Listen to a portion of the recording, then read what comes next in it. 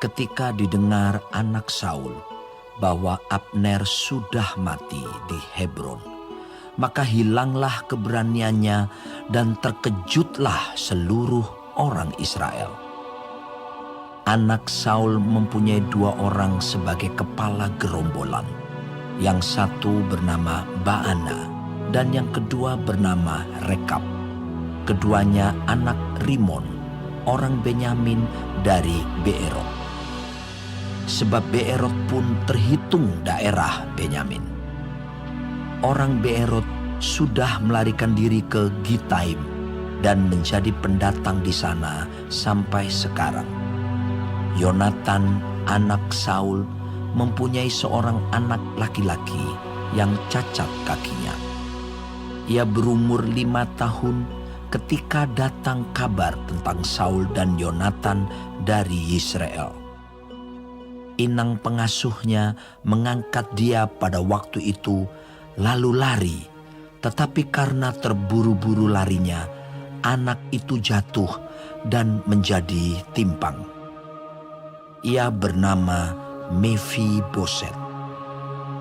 Anak-anak Rimon orang Beerot itu, yakni Rekab dan Baana, pergi lalu sampai pada waktu hari panas terik ke rumah Isiboset ketika ia sedang berbaring siang hari. Kebetulan penjaga pintu rumah itu mengantuk dan tertidur ketika sedang membersihkan gandum. Demikianlah Rekab dan Baana menyusup ke dalam.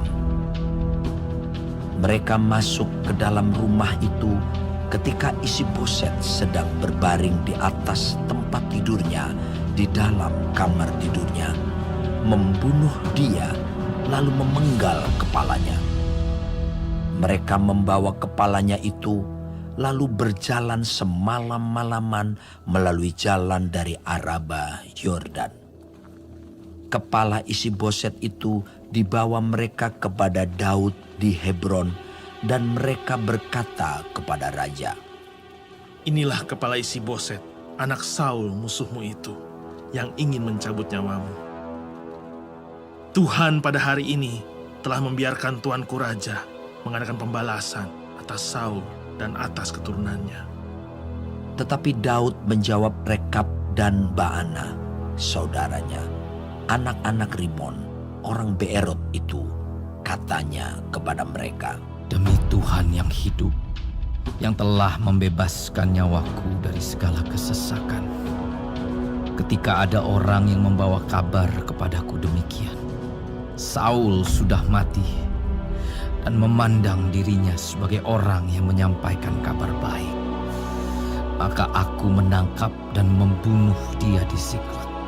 Dan dengan demikian, aku memberikan kepadanya upah kabarnya. Terlebih lagi sekarang, setelah orang-orang fasik membunuh seorang yang benar di rumahnya di atas tempat tidurnya, tidakkah aku menuntut darahnya daripada kamu dan melenyapkan kamu dari muka bumi?" Sesudah itu Daud memberi perintah kepada anak buahnya untuk membunuh mereka. Tangan dan kaki mereka dipotong, kemudian mayat mereka digantung di tepi telaga di Hebron. Tetapi kepala Isiboset diambil dan dikuburkan di dalam kubur Abner di Hebron.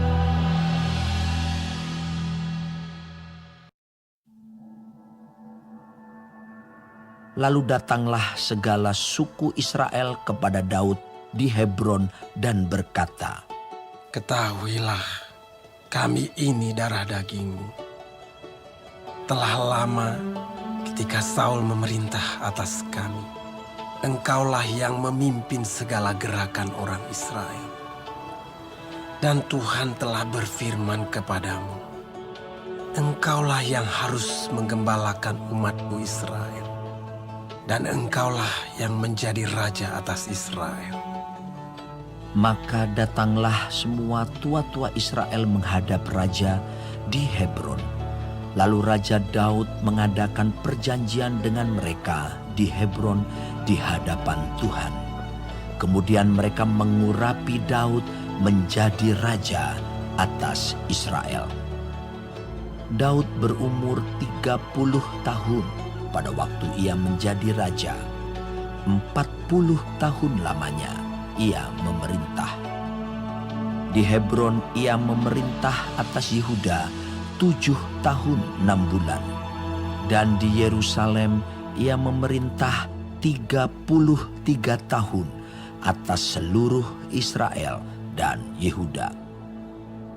Lalu raja dengan orang-orangnya pergi ke Yerusalem, menyerang orang Yebus, penduduk negeri itu.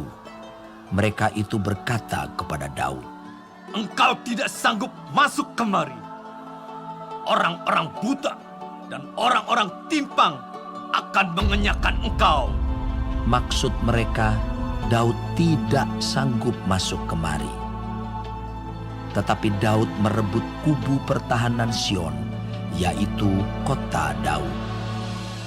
Daud telah berkata pada waktu itu, Siapa yang hendak memukul kalah orang Yebus, haruslah ia masuk melalui saluran air itu.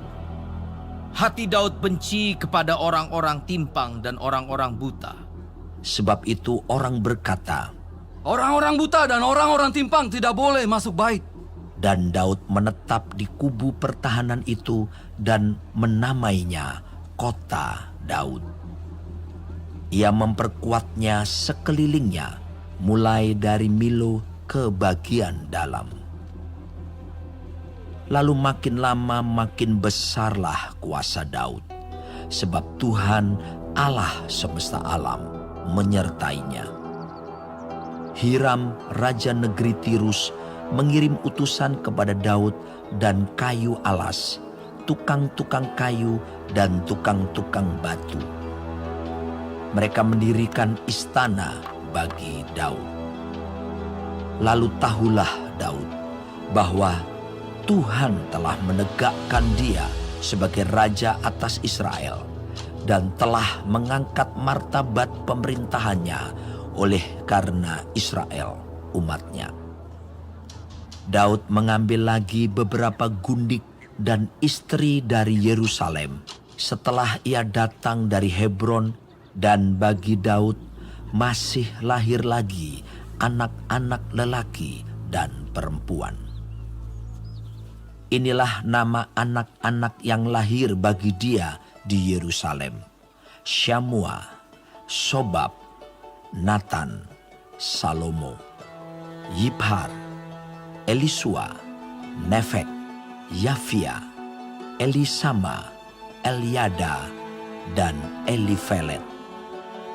Ketika didengar orang Filistin bahwa Daud telah diurapi menjadi raja atas Israel, maka majulah semua orang Filistin untuk menangkap Daud.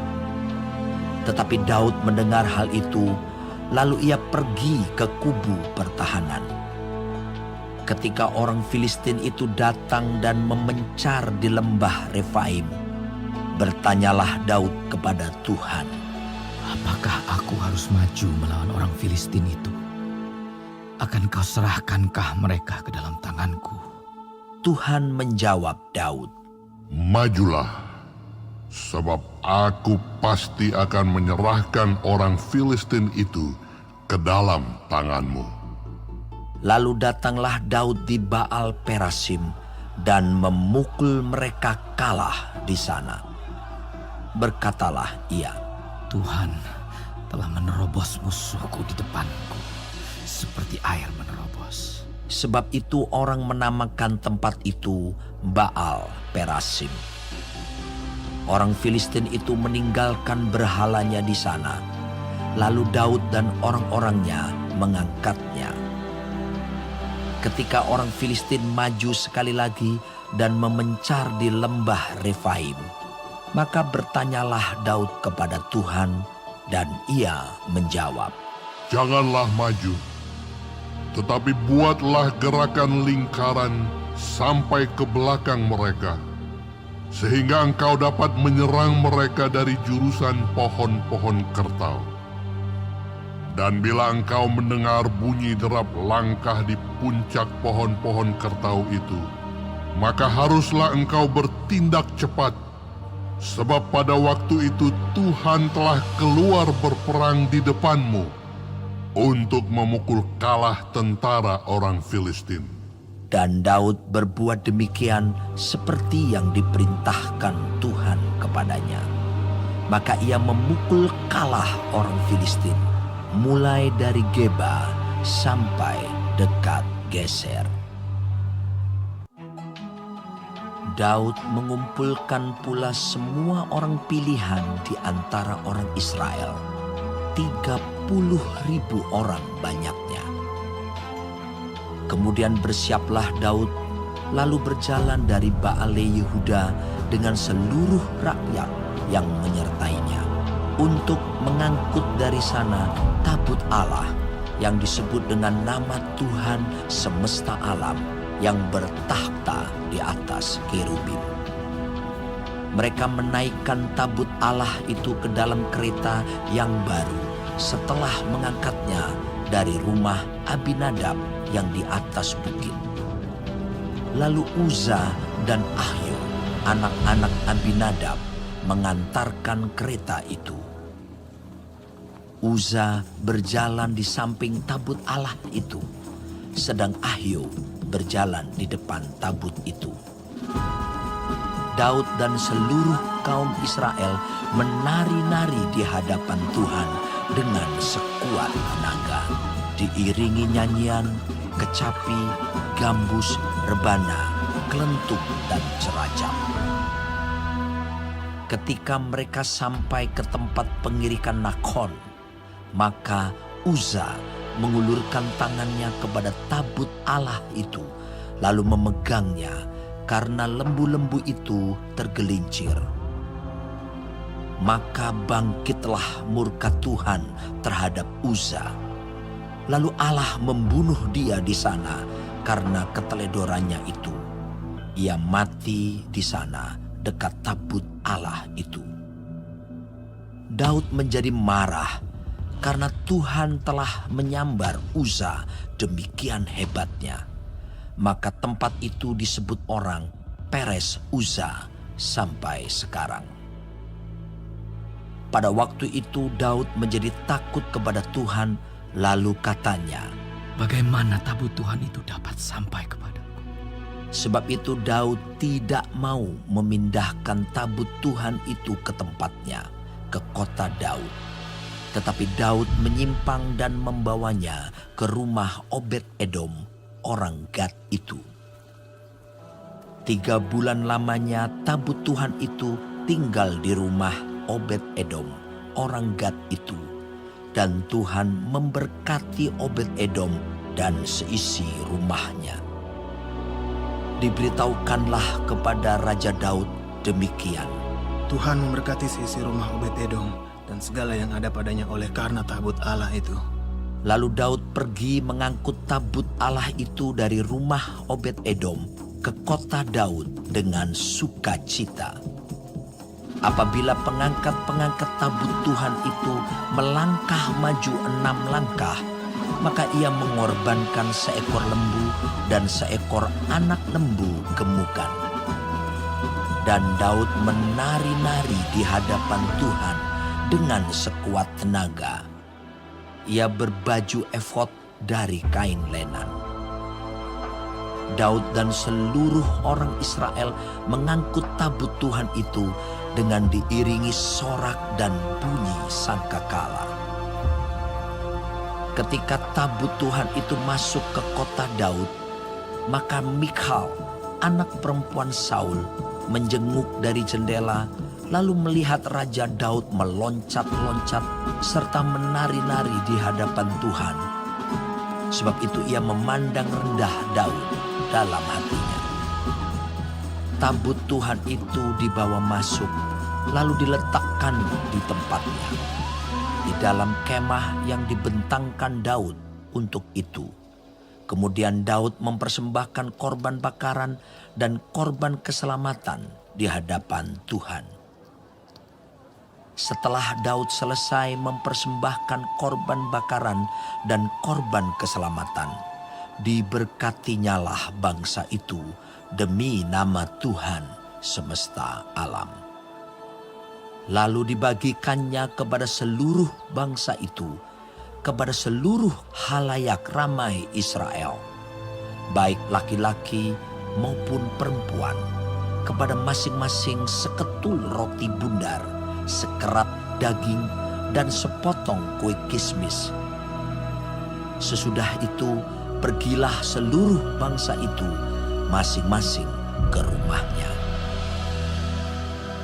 Ketika Daud pulang untuk memberi salam kepada seisi rumahnya, maka keluarlah Michal binti Saul mendapatkan Daud, katanya, Betapa raja orang Israel yang menelanjangi dirinya pada hari ini di depan mata budak-budak perempuan para hambanya, merasa dirinya terhormat pada hari ini, seperti orang hina, dengan tidak malu-malu menelanjangi dirinya. Tetapi berkatalah Daud kepada Michal, Di hadapan Tuhan yang telah memilih aku dengan menyisihkan ayahmu dan segenap keluarganya untuk menunjuk aku menjadi raja atas umat Tuhan, yakni atas Israel. Di hadapan Tuhan aku menari-nari, bahkan aku akan menghinakan diriku lebih daripada itu. Engkau akan memandang aku rendah, tetapi bersama-sama budak-budak perempuan yang kau katakan itu, bersama-sama merekalah aku mau dihormati. Michal binti Saul tidak mendapat anak sampai hari matinya.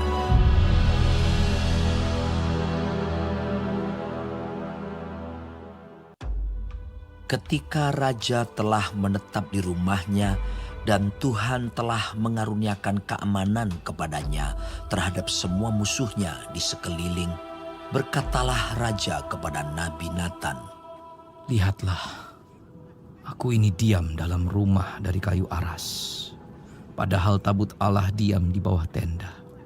Lalu berkatalah Nathan kepada raja, Baik, lakukanlah segala sesuatu yang dikandung hatimu, sebab Tuhan menyertai engkau. Tetapi pada malam itu juga datanglah firman Tuhan kepada Nathan demikian, Pergilah, katakanlah kepada hambaku Daud, beginilah firman Tuhan. Masakan engkau yang mendirikan rumah bagiku untuk kudiami. Aku tidak pernah diam dalam rumah sejak aku menuntun orang Israel dari Mesir sampai hari ini. Tetapi aku selalu mengembara dalam kemah sebagai kediaman. Selama aku mengembara bersama-sama seluruh orang Israel, pernahkah aku mengucapkan firman kepada salah seorang hakim orang Israel yang kuperintahkan menggembalakan umatku Israel demikian, mengapa kamu tidak mendirikan bagiku rumah dari kayu aras? Oleh sebab itu, beginilah kau katakan kepada hambaku Daud, beginilah firman Tuhan semesta alam. Akulah yang mengambil engkau dari padang ketika menggiring kambing domba untuk menjadi raja atas umatku Israel.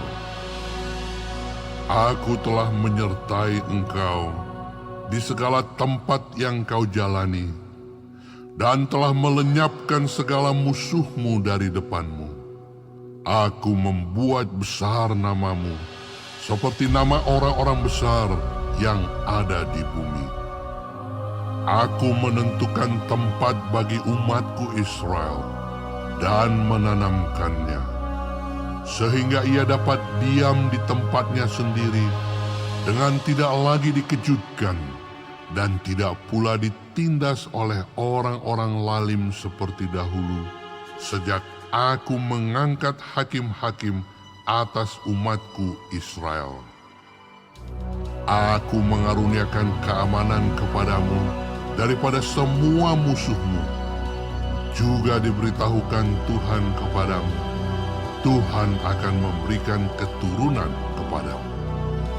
Apabila umurmu sudah genap dan engkau telah mendapat perhentian bersama-sama dengan nenek moyangmu, maka aku akan membangkitkan keturunanmu yang kemudian, anak kandungmu, dan aku akan mengokohkan kerajaannya. Dialah yang akan mendirikan rumah bagi namaku, dan aku akan mengokohkan tahta kerajaannya untuk selama-lamanya. Aku akan menjadi bapanya, dan ia akan menjadi anakku. Apabila ia melakukan kesalahan, maka aku akan menghukum dia dengan rotan yang dipakai orang dan dengan pukulan yang diberikan anak-anak manusia. Tetapi kasih setiaku tidak akan hilang daripadanya, seperti yang kuhilangkan daripada Saul, yang telah kujauhkan dari hadapanmu. Keluarga dan kerajaanmu akan kokoh untuk selama-lamanya di hadapanku. Tahtamu akan kokoh untuk selama-lamanya. Tepat seperti perkataan ini dan tepat seperti penglihatan ini, Nathan berbicara kepada Daud. Lalu masuklah Raja Daud ke dalam. Kemudian duduklah ia di hadapan Tuhan sambil berkata, Siapakah aku ini, ya Tuhan Allah? Dan siapakah keluargaku? Sehingga Engkau membawa aku sampai sedemikian ini. Dan hal ini masih kurang di mata-Mu, ya Tuhan Allah. Sebab itu Engkau telah berfirman juga tentang keluarga hamba-Mu ini dalam masa yang masih jauh, dan telah memperlihatkan kepadaku serentetan manusia yang akan datang, ya Tuhan Allah. Apakah yang dapat dikatakan Daud kepadamu? Lebih lagi daripada itu, bukankah Engkau yang mengenal hamba-Mu ini, ya Tuhan Allah? Oleh karena firman-Mu dan menurut hati-Mu, Engkau telah melakukan segala perkara yang besar ini dengan memberitahukannya kepada hamba-Mu ini. Sebab itu Engkau besar, ya Tuhan Allah. Sebab tidak ada yang sama seperti Engkau, dan tidak ada Allah selain Engkau. Menurut segala yang kami tangkap dengan telinga kami. Dan bangsa manakah di bumi seperti umat-Mu Israel, yang Allahnya pergi membebaskannya menjadi umatnya, untuk mendapat nama baginya, dengan melakukan perbuatan-perbuatan yang besar dan dahsyat bagi mereka, dan dengan menghalau bangsa-bangsa dan para allah mereka dari depan umatnya. Engkau telah mengokohkan bagimu umat-Mu Israel, menjadi umat-Mu untuk selama-lamanya. Dan Engkau, ya Tuhan, menjadi Allah mereka. Dan sekarang, ya Tuhan Allah, tepatilah untuk selama-lamanya janji yang Kau ucapkan mengenai hamba-Mu ini dan mengenai keluarganya. Dan lakukanlah seperti yang Kau janjikan itu. Maka nama-Mu akan menjadi besar untuk selama-lamanya, sehingga orang berkata, Tuhan semesta alam ialah Allah atas Israel. Maka keluarga hamba-Mu Daud akan tetap kokoh di hadapan-Mu. Sebab Engkau Tuhan semesta alam, Allah Israel, telah menyatakan kepada hamba-Mu ini demikian, Aku akan membangun keturunan bagimu. Itulah sebabnya hamba-Mu ini telah memberanikan diri untuk memanjatkan doa ini kepadamu. Oleh sebab itu, ya Tuhan Allah, Engkaulah Allah, dan segala firman-Mu lah kebenaran. Engkau telah menjanjikan perkara yang baik ini kepada hamba-Mu. Kiranya Engkau sekarang berkenan memberkati keluarga hamba-Mu ini, supaya tetap ada di hadapan-Mu untuk selama-lamanya. Sebab ya Tuhan Allah, Engkau sendirilah yang berfirman, dan oleh karena berkat-Mu, keluarga hamba-Mu ini diberkati untuk selama-lamanya. Yesus, Raja yang berbeda, bukan hanya berjanji, tapi rela mati. Yesus, Raja